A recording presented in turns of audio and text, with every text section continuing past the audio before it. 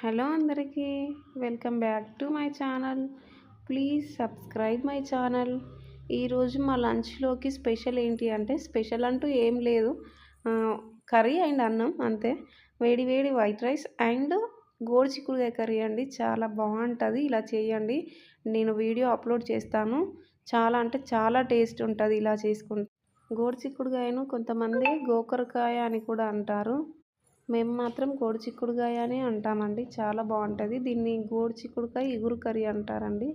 అంటే కొంచెం వాటర్ వేసి వండాలి, అట్లా బాగుంటుంది. ఫ్రై చేస్తే కొంచెం గట్టిగా ఉంటుంది, కట్టెలలాగా అంటారు. సో ఇలా చేయండి. ఇష్టం లేని వాళ్ళు కూడా బాగా తింటారండి. బాగా టేస్ట్ ఉంటుంది. ఇలా చూస్తేనే తినాలనిపిస్తుంది. మంచి వేడి వేడి రైస్ కర్రీ బాగుంటుంది, చేసుకోండి. ఇంకో విషయం ఏంటంటే ఇలా చిన్న ప్లేట్లో తినే అలవాటు ఎంతమందికి ఉందో కమెంట్ చేయండి. నాకు మాత్రం చిన్న ప్లేట్లో తినే అలవాటే ఉందండి. Thank you for watching.